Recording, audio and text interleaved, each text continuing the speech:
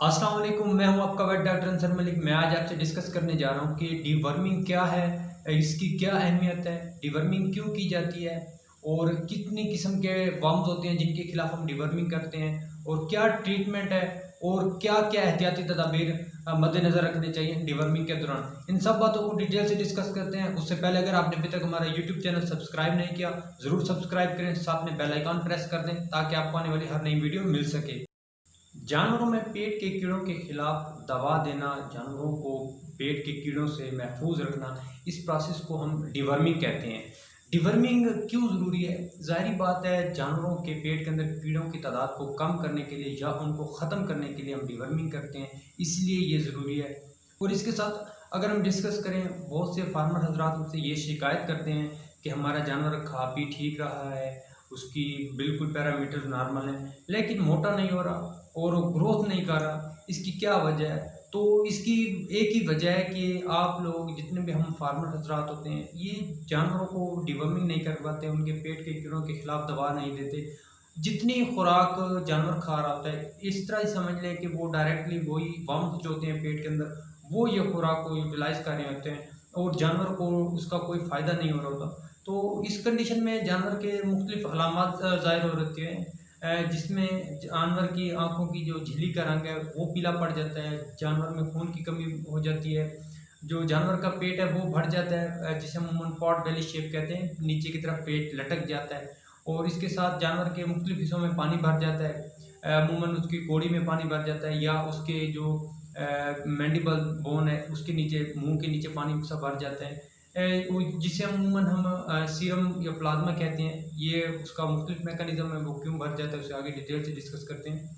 Science होते हैं जानवर में डिवर्मिंग के केस में मिलते हैं। इसके साथ जानवर की जो स्किन है, जिल्द है, वो बिल्कुल ड्राई हो जाती है, इमेसिएटेड, खिंची खिंची सी महसूस होती है, उसके जानवर के बाल झड़ना शुरू हो जाते हैं। ये कुछ साइंस देखने को मिलते हैं डिवर्मिंग के केस में।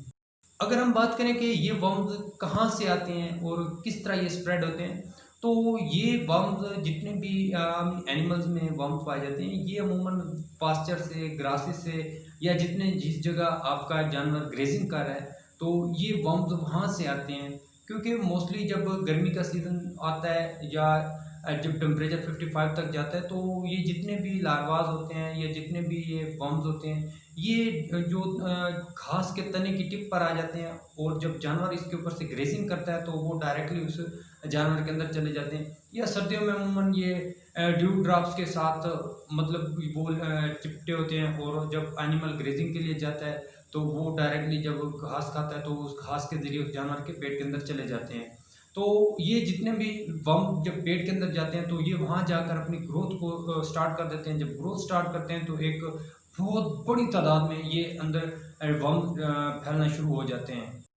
अगर हम बात करें कि किस एज के जानवर ज़्यादा इफेक्ट होते हैं, तो एज वाइज अगर हम बात करें तो जो मोस्ट ओल्ड एनिमल हैं उनमें इतनी ज़्यादा प्रेवलेंस नहीं है, क्योंकि वो इस चीज़ के खिलाफ इम्यूनिटी बना चुके होते हैं वर्म के खिलाफ। अगर उनके पेट के अंदर वर्म्स हों भी सही तो वो उसने क्लिनिकल साइंस शो नहीं करते जितने दूसरे एनिमल साइंस शो करते हैं। जो मोस्टली काब्स हैं उनको हम तीसरे या चौथे महीने में उनकी डिवर्मिंग करवा देते हैं, क्योंकि वो ग्रोइंग स्टेज में होते हैं। तो ग्रोइंग स्टेज में अगर हम उनकी डिवर्मिंग करवा देते हैं तो उससे ये है कि उनका इम्यून सिस्टम भी स्ट्रॉन्ग हो जाता है और साथ में मुख्तलिफ किस्म की वो आने वाली बीमारियों से बच सकते हैं। अगर हम इसकी टाइप्स की बात करें कि कितनी किस्म के वर्म्स होते हैं और उन किन वर्म्स के खिलाफ डिवर्मिंग करवाना लाजमी है, वर्म्स की बात करें तो इसमें मुख्तलिफ किस्म के वर्म्स होते हैं जिनमें लंग्स वर्म है, फेफड़ों के कीड़े हैं, गुर्दों के कीड़े हैं, दिल के कीड़े हैं जिसे हार्ट वर्म कहते हैं। इसके साथ लिवर फ्लूइड जिसमें जिगर के कीड़े हैं, मैदे के कीड़े हैं, आंतड़ियों के कीड़े हैं। ये मुख्तलिफ किस्म के कीड़े होते हैं, जिस जगह पाए जाते हैं उन्हीं को फिर उसी के नाम से पुकारा जाता है कि ये आंतड़ियों का कीड़ा है जी, ये फेफड़ों का कीड़ा है। ये सारे जितने वर्म्स होते हैं इनके नुकसानात एक दूसरे से बढ़ के होते हैं। अगर हम इसकी डायग्नोसिस की तरफ जाएँ तो डायग्नोसिस में मोस्टली जितने भी फीकल सैंपल्स हैं उनका एनालिसिस किया जाता है लैब में कि इनकी प्रेवलेंस कितनी है और किस किस्म के वर्म्स इस बॉडी में मौजूद है। निमाटोड हैं, ट्रिमाटोड हैं, सिस्टोड, मुख्तलिफ कैटेगरीज के वर्म्स बॉडी में पाए जाते हैं एनिमल की।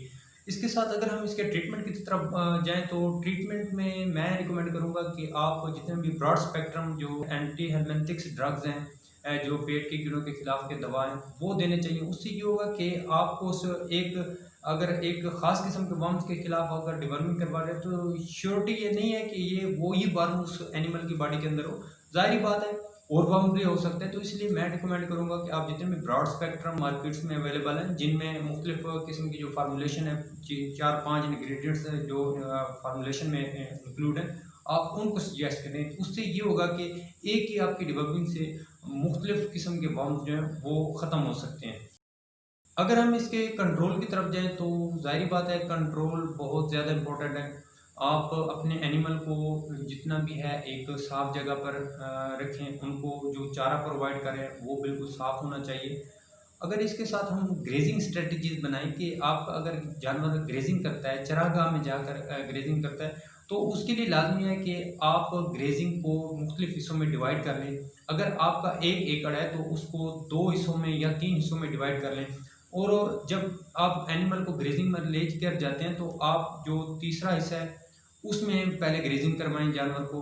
उसी के लिए ये है कि आप वहाँ सबसे पहले छोटे कटड़े और बछड़ों को डिवर्मिंग करवाएं। उससे ये होगा कि अगर आपके छोटे कटड़े बछड़े अगर वहाँ से ग्रेजिंग करेंगे तो वो ग्रेजिंग करके जब नेक्स्ट डे अगले पास्चर में जाएंगे तो वो जो पिछला पास्चर होगा उसमें बड़े एनिमल ग्रेजिंग करेंगे। तो इससे ये होगा कि जितने भी फीसिस होंगे लार्ज एनिमल के जो वहाँ जाकर करते हैं फीसिस जो चरागाह है, तो वो छोटे जो काव्स होंगे वो इस चीज़ से बच जाएंगे और वो एक स्टेप एडवांस चलते रहेंगे। जब वो दोबारा वापस आएंगे तो इतने तक वो वर्म्स ख़त्म हो चुके होते हैं। एक ख़ास के एक टाइम तक वो वर्म्स सर्वाइव करते हैं, तो वो वर्म्स ख़त्म हो जाते हैं। इसीलिए कोशिश करें कि आप जो छोटे काव्स हैं उनको एडवांस ग्रेजिंग करवाएं ताकि जितने भी वर्म्स हैं उनकी प्रेवलेंस है उनकी बॉडी के अंदर ना पहुंच सके। अगर आप ये सोच रहे होंगे कि लार्ज एनिमल ही क्यों उनको इस स्टेप पर ले जाएं, तो मैं बता चुका हूँ कि लार्ज एनिमल वो रेजिस्टेंस क्रिएट कर चुके होते हैं, उनकी इम्यूनिटी इतनी स्ट्रॉन्ग हो चुकी होती है कि वो उनको वर्म्स इतने ज़्यादा इफेक्ट नहीं कर रहे होते। इसके साथ अगर हम बात करें एडवांस डिवर्मिंग की, तो जाहिर बात है जब आपका छोटा काफ तीसरे या चौथे महीने में होता है आप उसकी डिवर्मिंग करवा दें। उससे ये होगा कि आपका जो काफ है वो ग्रोथ भी अपने म्यारी रखेगा और इसके साथ उसको किसी किस्म के वर्म के इन्फेक्शन नहीं होगा और अब वो इन चीज़ों से बच सकता है। अगर हम इसके कंट्रोल की तरफ जाएं तो इसके कंट्रोल में और चीज़ें आ जाती हैं। पम्पकिन सीड है जिसे हम पैठा कहते हैं, उसका बीज भी इस्तेमाल किया जाता है डिवर्मिंग, क्योंकि वर्म्स इस चीज़ के खिलाफ रेजिस्टेंट होते हैं। वो आप जानवर को खिलाते हैं तो उससे ये है कि आपके जानवर को वर्म इन्फेस्टेशन नहीं हो सकती।